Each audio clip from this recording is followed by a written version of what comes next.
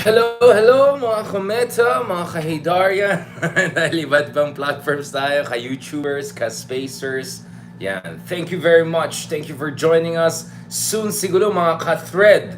Mga ka-thread din. Kamusta mga ka-thread dyan? Ayan. 100 million na po yung nag-sign up sa threads.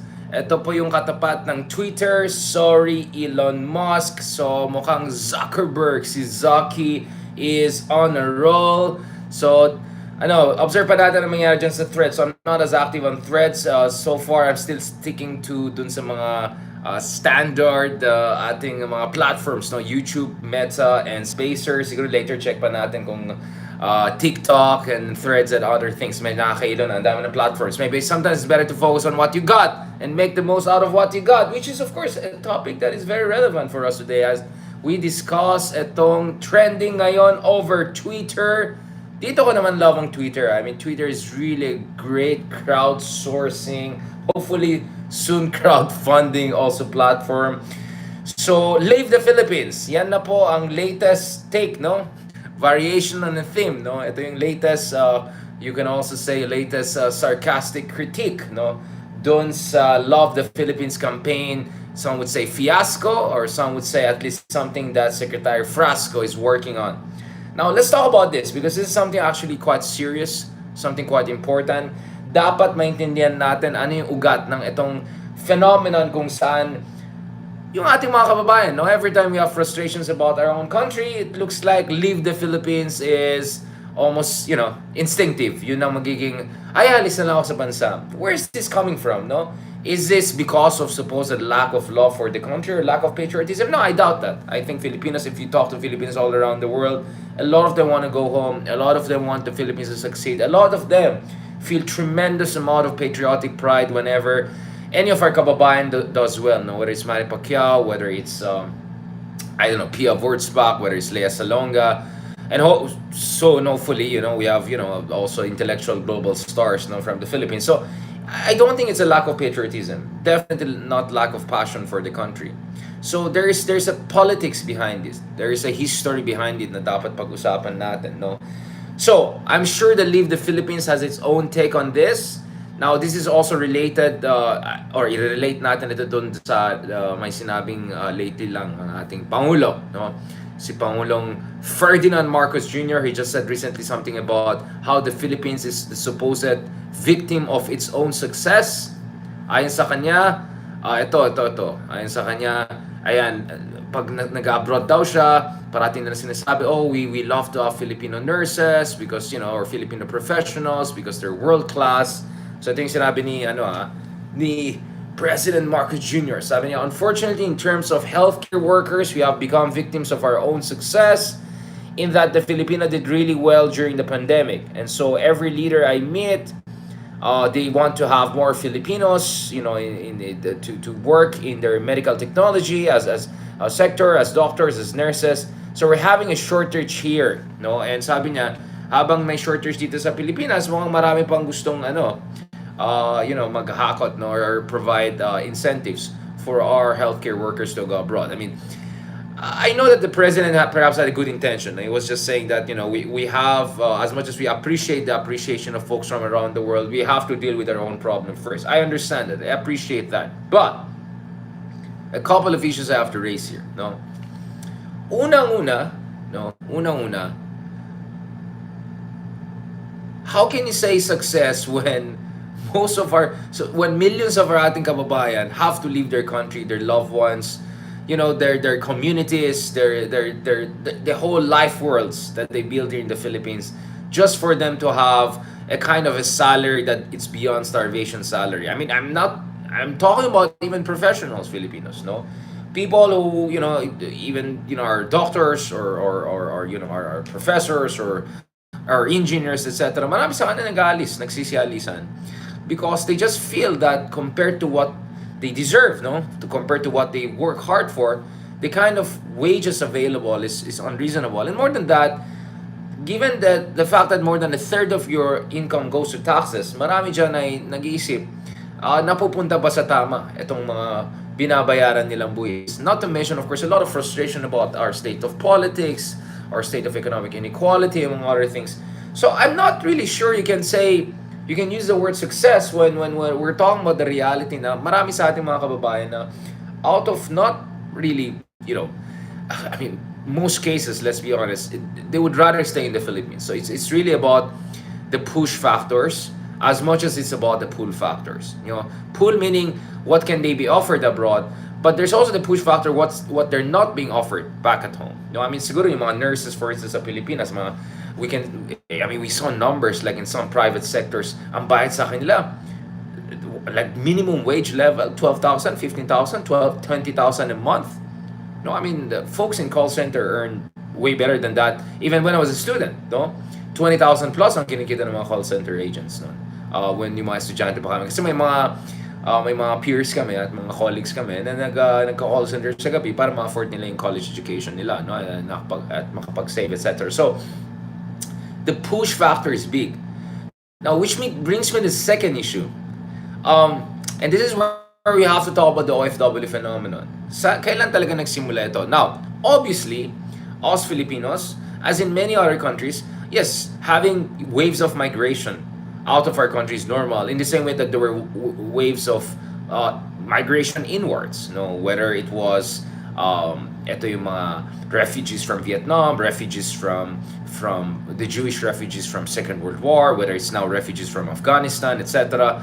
Or it's Arabs and Malays back in the day. It's the Españols back in the day. It's our Chinos, Sangli brothers and sisters back in the day. Yeah, but let's be honest about it. If you look at the numbers, what we understand today as the OFW phenomenon, overseas workers, Filipinos phenomenon, it actually started during Marcos Sr., another Ferdinand Marcos, right? So this idea of many Filipinos, this phenomenon of many Filipinos getting out of the country because they just feel they're not getting what would allow them to sustain a dignified life, what they really deserve based on their skills, their merit, their hard work. Tingnan mo naman, ang napakamahalang buhay sa Manila, third most expensive capital city in Southeast Asia. It's insane. Super mahal. Crazy. We're just behind, I think, Singapore and Bangkok. So, our per capita income is like less than one half of that of Malaysia, and yet mas mahalang buhay sa Manila kaysa Kuala Lumpur. I mean, it doesn't make sense. It's ridiculous, right? Extremely expensive dito sa Pilipinas, no? So we know there are reasons for that. The reasons for that is lack of regulation, mistaken privatization, oligarchs controlling the commanding heights of the economy, and then meron ka pang starvation wages, very low minimum wage, or even if the minimum wage in the Philippines is higher, the median income is way lower than at least half of ASEAN, right? So these are the push factors, no? But the question is, when did it start? When it started, and if you look at it, it really started during the Ferdinand Marcos Sr. period. This is where the idea that the Marcos era was the golden era looks like a joke, because it is a joke. Because if you look at it, if things were so fine and dandy, bakit marami sa ating mga kabayan were going abroad and working in very difficult conditions, very, very difficult conditions. Now, you don't want to believe me, let's look at, the academic articles, academic works. I mean, you can Google it on yourself. Or why not? Let's look at the technocrat, one of the top technocrats of Ferdinand Marcos Sr. himself, right? Gerardo Sicat, right? George Sicat. Tingnan natin, yung sinabi. Siya mismo. So ito yun, these are Marcos era technocrats, right? They themselves, if you read their articles, they'll explain to you that this OFW phenomenon really started, guess what? During the Marcos Sr. period. So ito. Now obviously, I'm not sure of how former Marcos technocrat will be completely objective in explaining things, but at least there's a recognition of basic facts, no? So ayon kay Gerardo Sicat, Professor Sicat, one of the top economists of the Marcos Sr. era, the origin of OFW tracking, sometime in the mid-1970s, former Secretary of Labor Blas Ople was appraised of the crisis in the supply of seamen in the world's shipping industry. He proposed that the government undertake a more serious approach towards establishing a supply of Marines by training them in the country. Now, the next thing you know, simultaneously, there was also an explosion in the construction industry in the Middle East. No, so there was a sudden enrichment of many energy exporting countries. But have you noticed, we don't see a mass exodus, right? We don't see a mass exodus of, Thai, Vietnamese, or some other Southeast Asian countries in the Middle East. You see huge numbers of Filipinos. eventually up to 10 million Filipinos getting out of the country from the mid-1970s onwards. So if the economy was really fantastic during the time, I don't know how does this make sense, diba? So these are the things that we have to keep in mind. Now this is interesting, no?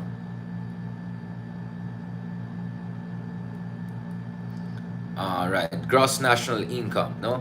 So you can also see, this is a very interesting graph that Gerardo Sicat is posting, the difference between the gross national income and gross domestic product, because the gross domestic product literally talks about what the value of goods and services produced in the country. When you talk about gross national income, dito papasok na yung mga remittances natin, yung mga earnings natin abroad, etc.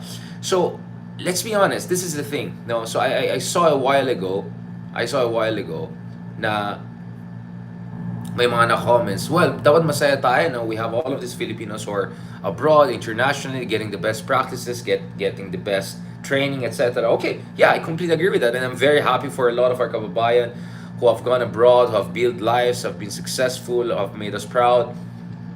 Now, the question still is this. What are we doing to retain those who are still here, the best and brightest, right?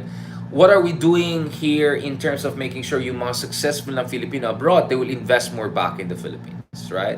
What are we doing here to make sure na yung mga professionals here, they're properly compensated, they're properly taken care of, they're properly incentivized, so they can give their best and they can be their best while also in the Philippines.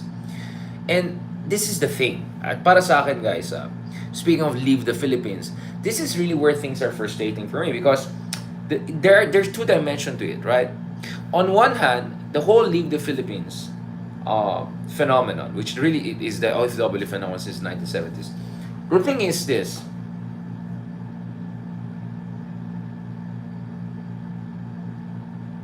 So on one hand, a pernicious impact is that yung ating mga politiko, yung mga trapo, no, na kurahot, palpak, sometimes combination of both, or worse, right? Tatay style. Yan mga yan, wala silang incentive na mag-level up dahil alam naman nila na no matter how palpak yung kanilang governance sa Pilipinas, no matter how fourth world the level of governance, marami dyan sa ating mga kabayan, they'll pursue options of moving to so-called second world or first world, right? Developed countries or more wealthy emerging market economies, right? Whether it's Malaysia or Hong Kong, emerging markets are more wealthy, or it's developed countries, whether it's Japan, United States, or Europe. So, one of the problems I have here is this. If you look at it, pag pinag-aralan mo yung success stories ng South Korea, ng Taiwan, a lot of these rapidly industrializing countries in the late 20th century, yung mga gobyerno nila na-realize nila, ito yung mga elite nila, na kung hindi tayo umayos, no, hindi natin ma-level up yung ating performance, magkaka-revolution. Magkakagulo tayo. At more than that, meron tayong external threat, whether North Korea versus South Korea, mainland China versus Taiwan, so on and so forth. So there was an incentive under elite to make big sacrifices, quote unquote, meaning push for land reform, even if it hurt the interests of the landed elite, to push for aggressive industrial policy, even if it meant financial repression, so many other policies. So napilitan yung political elite to make big structural reforms. Land reform was just one of those, in order to make sure na hindi magkakagulo domestically and for the country to move up, like level up. The problem is, dito sa Pilipinas, it looks like yung mga trapo dito, sabihin nila, oh, mag-abroad naman sila eh, di ba? And then, tawagin natin sila na bayani, then, you know, we're gonna be fine. And then, later on, magtatay style tayong populism, and you never know, you're gonna have even twice more fans. So this is one of the problems I see with our over-reliance on export of you know, essentially our human capital, right? One problem is that it has created a lazy, incompetent political class that does not have an incentive to push the envelope, to make itself more competent, to make itself more world-class, to push for structural reform. That's one problem. And then we go to the more, even more concerning ones. The second one is, of course, yung social impact ng OFW phenomenon, especially when you have, you know, the mother living, working abroad, and then what's the impact on the family structure. There's a lot of studies, sociological studies about the impact of this on our society. So it's not just about dun sa pera. Naalala niyo yung movie ni Vilma Santos ba yan? Yung movie na OFW siya. Diba? Yung pagbalik niya, parang hindi siya makakonect sa mga anak niya, yung mga ganyan. Like, that was really, eto ba yan? Ano yung movie na yan ulit? Yun nga, ang ganda ng movie na yan eh. Like, I really appreciate that because I was very, very, very sociologically sensible. It's a book that shows us, like, as much as we're happy about the remittances coming in, etc., you have to look at the social cost of this. Anak ba yan? Yun ba yung title na yan? Yun ba yung movie na Anak? Hindi. Anong movie ulit yan? Basta yung si Vilma Santos na OFW siya, tapos babalik siya, and then she feels estranged from her family, etc. Really sad. Really sad. Alam natin hindi ito nasa pelikula lang. Alam natin na unfortunately, this is a reality for a lot of our kababayan. So, yung so-called feminization of the OFW phenomenon, labor export policy, it's a big thing. And then, not to mention, okay, ako nagtrabaho ko dati sa Kongreso, sa Philippine government, and in one way or another, I oversaw some of the cases we had OFWs. And isa sa mga pinaka-nakakalungkot dyan, yung mga abuso na naabot ng ating mga kababayan. Especially, alam niyo, sa mga anong bansa yan, di ba? Horrible abuse cases. Horrible abuse cases. Now, if you don't believe me, go and talk to folks there working in the embassies in, which countries, right? So, I don't want to, name names, but alam niyo na. Just go on Google and type OFW, abuse case, etc. Alam niyo na, or domestic worker, domestic helper, and then think about all sorts of different abuses. It's a very sad story. So, that's one. And the other thing for me is this, diba?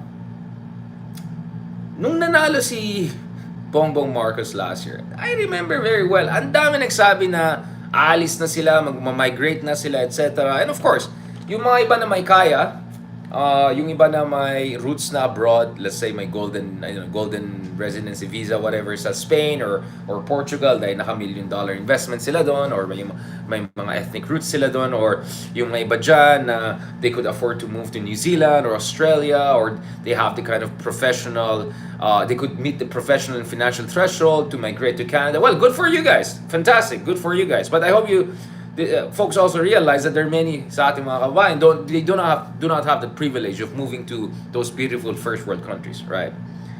Not to mention there are some of us who may have that privilege, but we'd rather not. We'd rather stick around and do our thing. So this is also I find, again, I'm all for our right to choose where to be, where to go. I have nothing against you if you want to go abroad because you get where I'm coming from is this. Yung idea na parang every time things get tough in our country, sorry, napagod na. Every time things get tough in our country or we get frustrated in politics, instead of doubling down on our commitment for economic reform, for democratic reform, instead of going protesting on the streets, instead of investing in our country, politically, psychologically, emotionally, financially, career-wise, para at the back of your head is, alis na lang ako ng bansa. Alis na lang ako. Again, I am all for us going abroad if this is really your option. What I'm worried about is this tendency for us to find and leave the Philippines as a kind of an escapist, route, off-ramp, no, in order to avoid investing our energy, our lives, and our youth, our resources, our talents in really making the Philippines a better country because we can. And what I'm explaining to you, mga spacers, kay Metas, kay YouTubers, kay Darren, is this because hindi lang naman tayong bansa na nagkaroon ng phenomena na umaalis ang bansa yung mga kababayan natin to work abroad, but you see in a lot of other countries there's a return.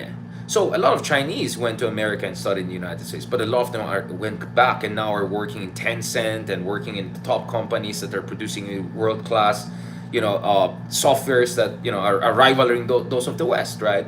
A lot of engineers, scientists trained in the US, Chinese physicists, they're back and now they're making China one of the most powerful countries out there, challenging the West and even superseding the West on many fronts. We also saw many Koreans, for instance, throughout the years who studied in the West are coming back to the country, building strong institutions. And more interestingly, I'm seeing that in Turkey, I'm seeing that in Thailand, I'm seeing that in Vietnam, to a certain degree, I'm seeing that also in Indonesia, in Vietnam. So I can go on and on with examples of many countries na katulad natin, na dati hindi ganun kay mayaman, na marami sa kanilang mga kababayan ay lumabas, nag-abroad, nag-aral sa ibang countries, pero bumabalik na sila at tinutulungan nila yung susunod na henerasyon para gumawa ng mga successful na startup companies. They're bringing back knowledge, talent to their country. So, and I think that's really where things get frustrating because it's not only us parang saying, kung frustrated ka na mag-abroad na ako, It's also about the great Filipinos who are already abroad. A lot of them having second thoughts of coming back or bringing back their resources, etc. Because they're not sure about level of governance in the Philippines. Ang hirap magbukas ng negosyo sa Pilipinas. Ang laki ng problema sa corruption. Ang laki ng problema sa infrastruktura. Ang daming sources of frustration. You know, so nagiging cycle na lang siya. So that's why we have this very surreal situation whereby we Filipinos are known as one of the best out there in the world, right? Whichever industry, whether it's in the entertainment industry, it's a managerial industry, you go to the Middle East, you go to Europe, you see Filipinos, in church. I mean, I feel super at home, and I'd rather be in, let's say, in a hotel which is run by Filipinos, to be honest, because I know they're world class. I know I can trust them to do things in the best way possible. And as Bomo Marcos said a while ago, kung sino mga kausap niya mga foreign leaders, nagmamakawas na please allow your nurses to come to our country because they're the best. But yun nga eh. When is it going to be the time whereby we can give what great people in the Philippines deserve, those who are already in the Philippines, and what can we provide in terms of incentives for the great Philippines who are abroad to come back to the Philippines, right?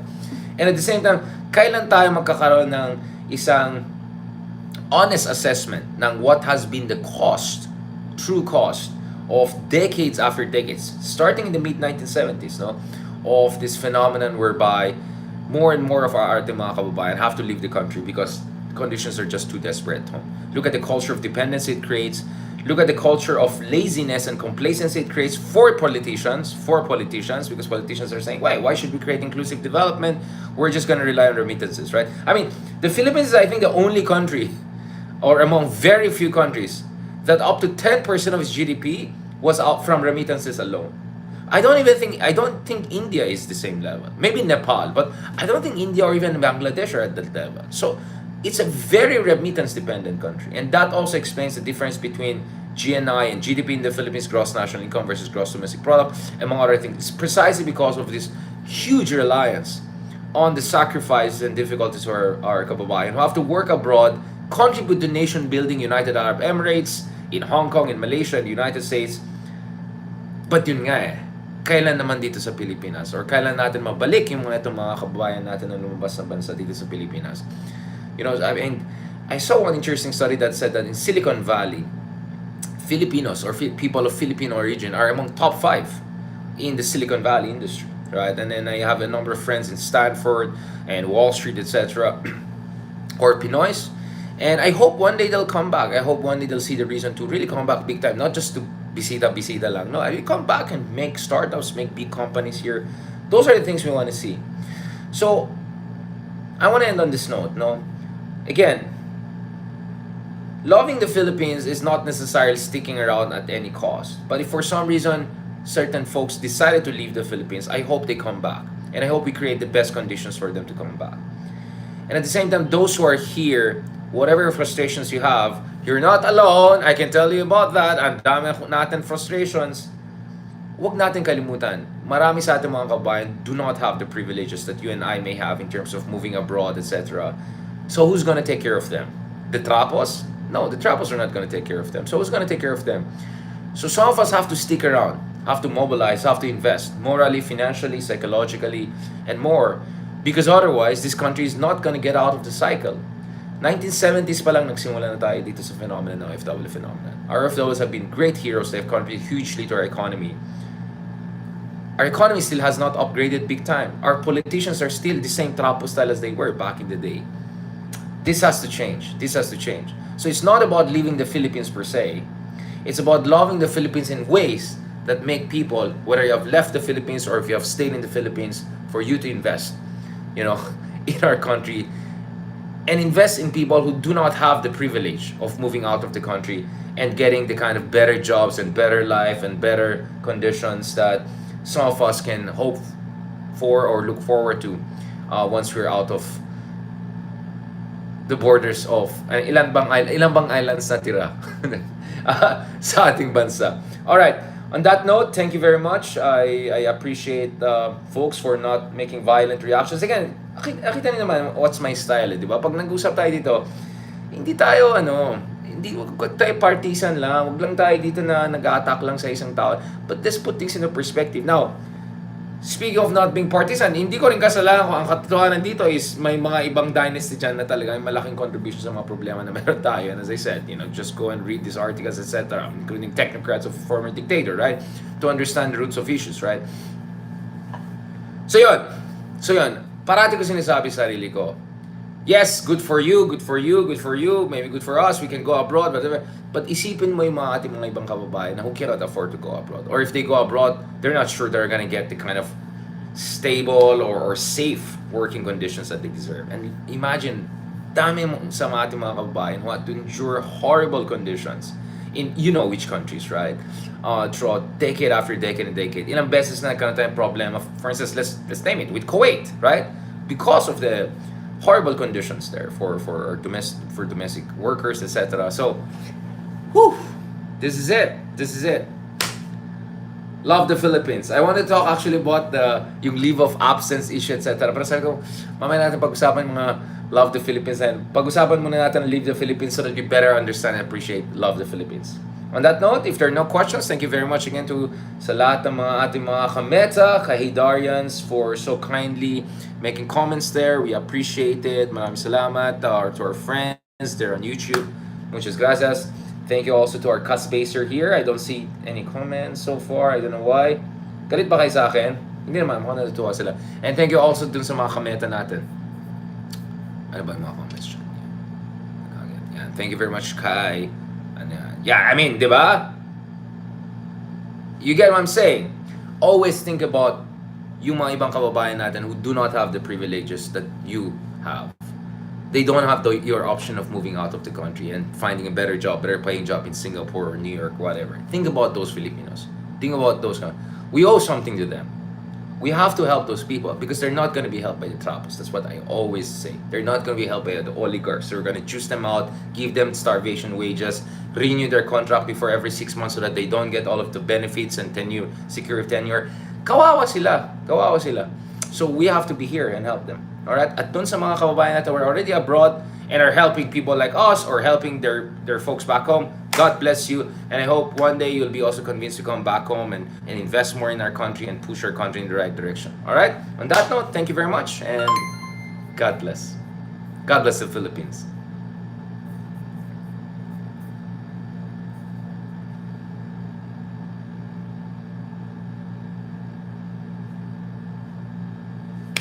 Salamat po. Thank you very much again dito. Salamat kay Rosa Coinco for joining us. Grace TV, Jonathan Modehar. Yes, hope is powerful. But I mean, this is not just hope, right? Just also trying our best. Thank you kay Ma'am Victoria. Thank you very much for your support and comments. Francis Turla. Yeah, hard to start business, etc. I understand it, but yun nga, it was never easy anywhere, right? And yun nga, kung sana yung mga ibang Filipinos who have world standard talents, capital networks, and they come back and help yung mga other businessmen here, tie up, work together, bring capital, bring ideas, bring energy, bring startup companies. Yun po yung sinasabi natin. Alright? On that note, good evening kay Joe Chalan, kay No Curve. Salamat sa inyo. Maraming salamat and God bless the Philippines.